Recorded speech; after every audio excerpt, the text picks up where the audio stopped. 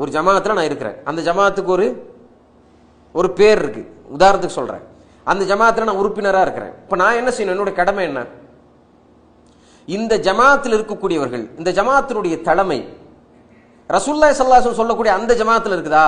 ஒஹியல் ஜமான்னு சொன்னாங்கல்ல, மானா அலைஹி வஸ்ஹாபி, நானும் என்னுடைய சஹாபாக்களும் எந்த தீன்ல இருந்தோமோ அந்த தீன்ல இருக்கக்கூடியவர்கள் சொன்னாங்கல்ல, அந்த தீன்ல என்னுடைய ஜமாத் இருக்குதா?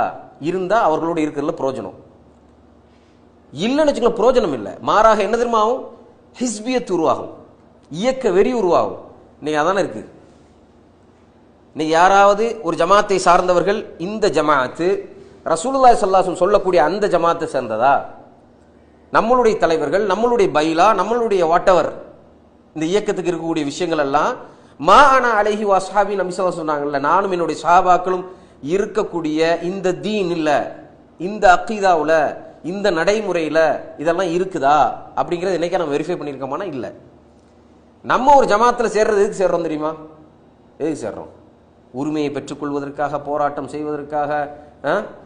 எங்க வீட்டில் எதுவும் பிரச்சனையாச்சுன்னு சொன்னா அதுக்கு எனக்காக ஒரு கூட்டம் நிற்கும்.